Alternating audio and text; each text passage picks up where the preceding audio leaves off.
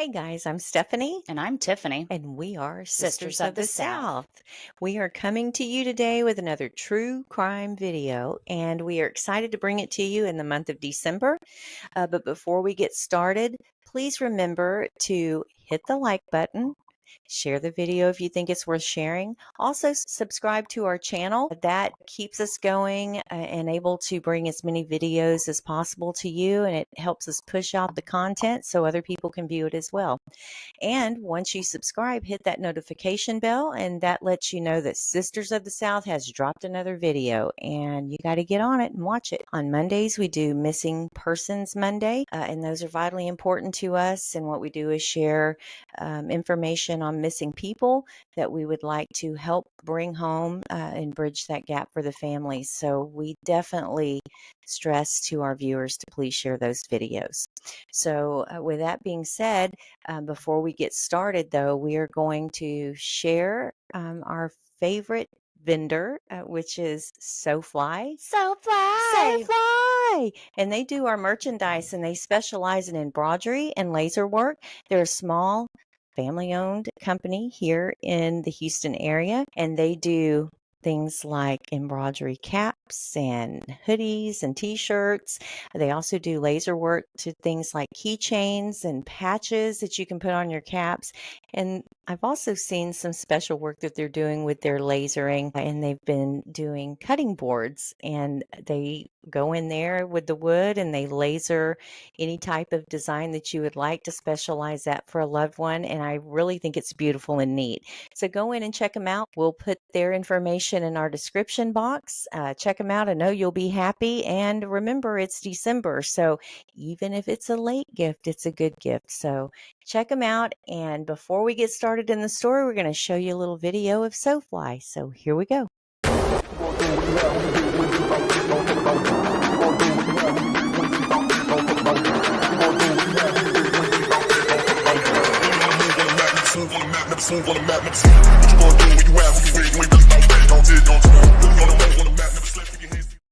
All right, guys, I hope you enjoyed that video.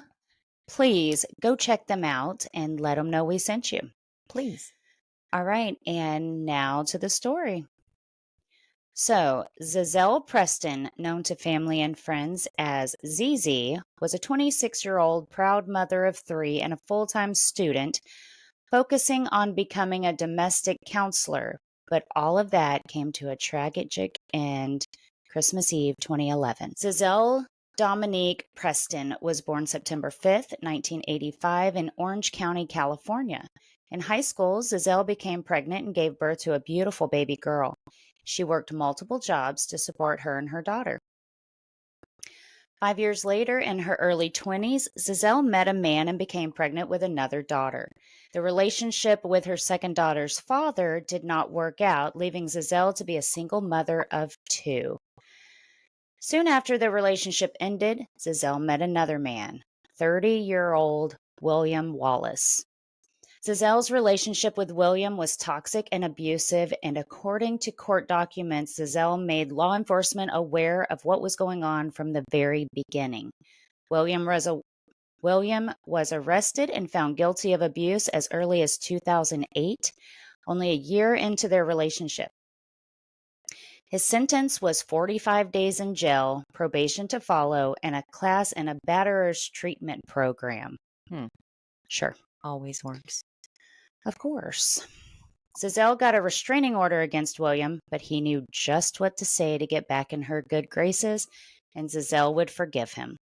She loved William and wanted to make the relationship work. Of course, the peace did not last, and William was arrested at least 2 more times, going back to jail each time. In April 2011, Gazelle learned that she was pregnant and William was the father. William was very excited to be a father, especially after learning Gazelle was having a baby boy. He promised, yet again, that he was going to change his ways. For real this time, William said. William was still in jail at this time, but he told Gazelle that he found Jesus in jail. He had found God. He wanted to marry her and help her raise her 2 daughters and their son. He told Gazelle and her family that he wanted to live as a man of faith.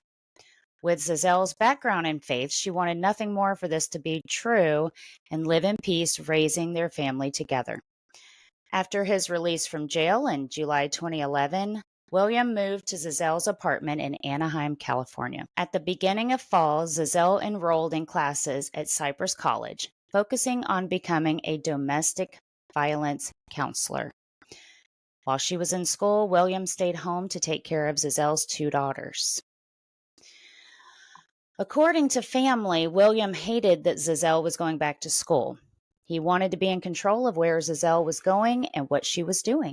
William wouldn't allow Gazelle to speak to any other man, not even her sister's husband.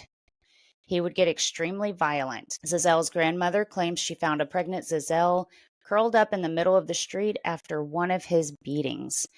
She had also received a phone call from Gazelle while hiding in the bathroom of a convenience store, hiding from William. Nothing could stop Gazelle from pursuing her dreams and taking care of her children. For one of her classes, Gazelle had written a paper about domestic violence. In her paper, from her own research, she details statistics about the cycle of domestic violence and what potential victims should watch out for. Her paper cited these statistics. Alarmingly, nearly 5.3 million United States women are victims of domestic violence each year, resulting in 2 million injuries and 1,300 deaths. She described the cycle of domestic abuse in this way. 1. The tension-building phase, which may be accompanied by minor assaults, in which time the woman believes she can deflect her husband's bullying by conceding to her husband's wishes. 2. The battering episode. At this point, the man is out of control and acts in a rage. 3. The reconciliation period. Here, the batterer transforms himself into a very apologetic, tender, and loving character. Zazelle's paper also included her hopeful words. As a domestic violence advocate, I will show these victims that there is light at the end of the dark, gloomy tunnel. Against the wishes of her family, Gazelle and William were married on November 7th, 2011. Peace would not even last 24 hours. Wow. On their wedding night, William beat Gazelle. Because of this beating, their unborn son went into fetal distress, and Gazelle had to be induced. She went into labor, and on the very next day, November 8th, 2011, her baby boy was born. Her family was happy with the new addition to their family, and they hoped this would finally bring peace to Gazelle's life, since William had his son. The peace did not last, and by Thanksgiving, Gazelle had realized she had made a big mistake by marrying William. She confided to her mother and grandmother that she wanted to leave and get out of the marriage. She had realized that everything she was learning in her classes applied to her own life as well. But Gazelle didn't leave William. She told family members that she just wanted to get through her finals first. On December 17th, 2011, Gazelle and William fought again, and he threw her out of her own apartment. Gazelle's grandmother came to her rescue and took her in. Later, William told Gazelle he would leave the apartment and let her and her children have it. But when Gazelle returned to the apartment, William was still there, and another fight ensued. William left the apartment only to return later. The fighting continued, and Gazelle ended up in the emergency room with a damaged eardrum. Still, Gazelle stayed with William. She told family she just wanted to get through the holiday season and give her children a great Christmas. On Christmas Eve night, 2011, Gazelle and William went next door to the neighbors for a holiday party. Later that evening, the couple returned to their apartment only to get into another argument, which led to William beating Gazelle yet again. Around 9 a.m. Christmas morning, William placed panic phone calls to various family members, including Gazelle's family. He stated in a worried tone that Gazelle was not waking up. Prompted by family, William placed the call to 911 at 9:30 a.m., reporting that his wife needed medical attention. When paramedics arrived at the apartment, they found Gazelle slumped on the sofa, unresponsive, with sunglasses on her face. Gazelle was taken to the hospital, where she was later pronounced dead.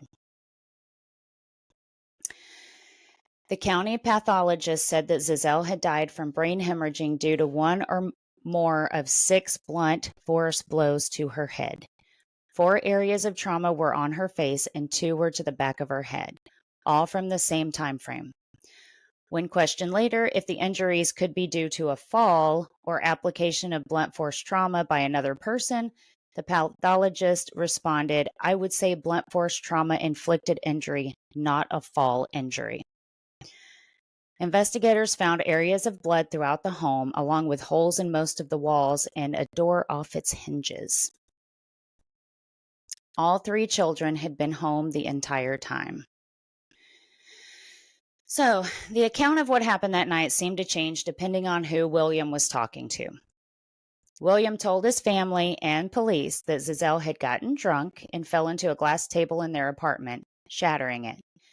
He and Zazelle's oldest daughter had tried to clean her up, bringing her into the bathroom and pulling out glass shards from her body. He said that she seemed okay enough that he may have bumped her head getting her out of the bathroom. Then somehow Zazelle had gotten into bed and he had fallen asleep beside her. In the morning, he had a hard time waking her up, and that's when he called his family, telling them she must have gotten a concussion when she fell. At first, Zazelle's oldest daughter confirmed what William had said. She later testified that she was afraid of William and he had coached her on what to say to police. Zazelle's grandmother testified that when William called her before calling the police, he told her that he and Zazelle had been drinking and horsing around the night before. That's a lot of horsing around. That's a lie. Well, obviously.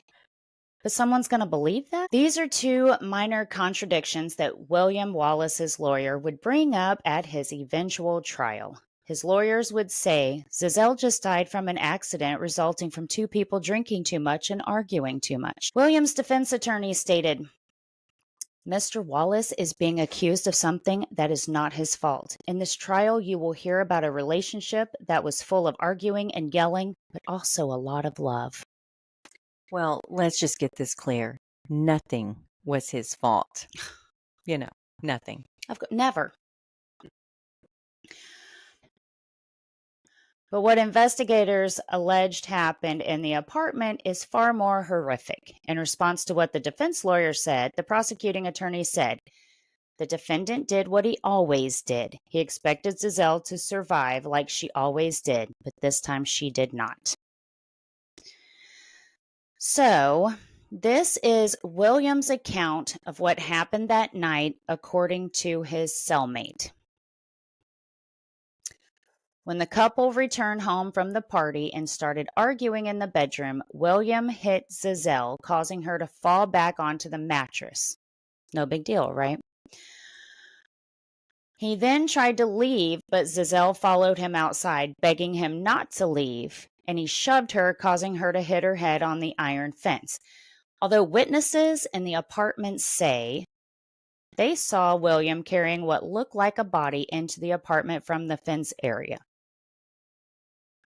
William carried Zazelle back into the apartment and tried standing her up in the living room, but she lost balance and fell into the glass table, shattering it, which pathology shows she did not fall. She must have been pushed. She was not responding, so he took her to the bathroom and put her in a bath of cold water to wake her. When that didn't work, he pulled her out of the bathtub, hitting her head on the toilet, and put her in bed. Their son started crying, so he put him on Zazelle's chest so the baby could breastfeed. Still no response from Zazelle. He put the baby back in the crib and fell asleep next to her. He claims they were in bed sometime between 1 and 3 a.m. He says he woke up to Zazelle's daughters excited about Christmas morning and ready to open gifts. He could not wake Zazelle, so he carried her out of the living room, propped her up on the couch, put sunglasses over her eyes, and told the children to open their Christmas presents. He told the children, "Mommy got drunk and ruined Christmas, but you go ahead and open your presents." So he was trying to weekend at Bernie's her. Mhm. And how long did he think he was going to get away with this? Well, just carry her around for a while? But he had gotten away with So beating much. her for so long. I mean, it's her fault. That's what these men say. Well, It's of her course. fault. She followed me out. She wouldn't let me leave. She this, she that. I mean, he's going to he's going to have an excuse. It's not his fault, it's her fault. So Zazelle was surely already dead when William propped her body up on the couch Christmas morning. William Wallace was arrested Christmas morning, December 24th, 2011, and charged with first-degree murder, which he pleaded not guilty. A grand jury indicted William Wallace in April 2012, and his trial was set to begin later that year. But William's attorney convinced the judge that the district attorney's office hadn't presented the grand jury with all of the evidence that might have worked in William's favor. Please. The case was then dismissed, and the district attorney had to refile and start all over, Costing the city and the county tons of tax dollars. more money. Rather than go to the grand jury again, a new prosecutor decided to go the more common preliminary hearing route and ask a judge to find sufficient evidence to hold William over for trial. And following hours of testimony from 4 prosecution witnesses, that's what would happen, and William would wait until 2021, 9 years later. June 2021, William Wallace was sentenced to 15 years in prison after being convicted of second-degree murder. He was given credit for the 9 years he had already spent behind bars. Thank you, California. 15 years. 9 years time served, basically. Yeah. But guys, if you are experiencing domestic violence, call the National Domestic Violence Hotline at 1-800-799-7233 or go to thehotline.org. All calls are toll-free and confidential. The hotline is available 24/7 and in more than 170 languages. Please get help. Absolutely. There's never a perfect time to leave an abuser. Never is there a perfect time. And just get out. If you have a good day with them, it doesn't matter. Payback's coming. And keep in mind when you leave, that's the most dangerous time. So have all your I's dotted, your T's crossed, have everything ready, and bolt. Take your children to a safe location and do not tell anybody but someone extremely trusted where you are until you can get over the hump, till this person's arrested, and document everything with law enforcement that happens. And keep a journal. That can help. You'd be surprised at how much that can help. But yeah, if you're being abused, please get help. It's very important.